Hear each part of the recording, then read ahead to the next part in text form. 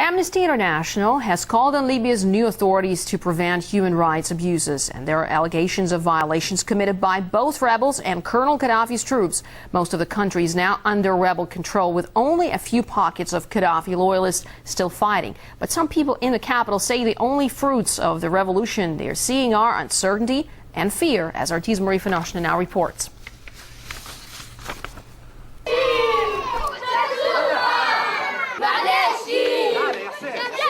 Gaddafi-free Tripoli just can't stop chanting to celebrate the birth of new Libya.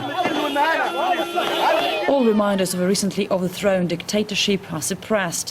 What used to bring nightmares to some for decades is now a cause for laughter. Chef Shufa. He is Chef Shufa, curly hair. We call him Chef Shufa because his hair is so long and he doesn't cut it. It's ugly, actually. But some are not smiling, believing the post-Gaddafi freedom is nothing but a mirage. Akram has been arrested 3 times in the last 2 weeks. Rebels interrogated him and took his documents. The reason the 27-year-old co-pilot says is his family's ties with Gaddafi's regime. We cover his face and change his name. In supposedly free Libya, this man is afraid of being thrown to jail again or even killed. You can't say bad words about Gaddafi, but you can say bad words about rebels and about Libyan National Council. But they are talking about democracy. This is not democracy.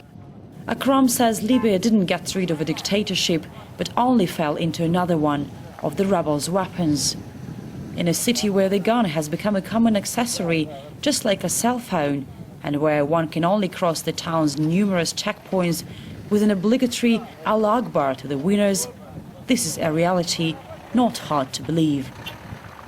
Now, everybody, we are happy, we are freedom. Gaddafi is run away. This is not true, believe me, because they are afraid tomorrow. If Gaddafi returns back to Tripoli, you see the same people, same personality, they are supporting Gaddafi.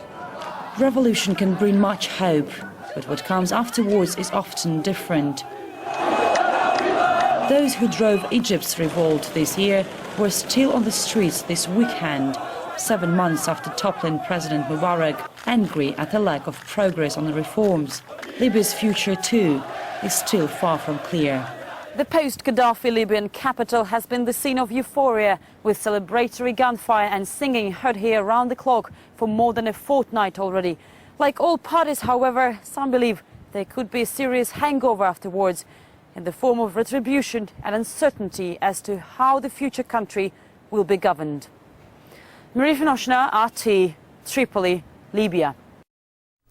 Meanwhile, there's growing concern in Libya that arms seized after the fall of Gaddafi could fall into the wrong hands. Brian Johnson-Thomas, a former UN expert, told RT what needs to be done to stop the flow of weapons. All guns start off by being legally made and legally sold, but at some point the guns that cause the problems end up being diverted.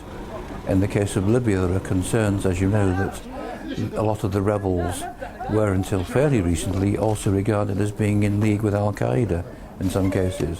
So there is some worry as to what they might do with them. There is certainly an organisation called Al-Qaeda in the Maghreb, which is obviously taking an interest in what happens in Libya.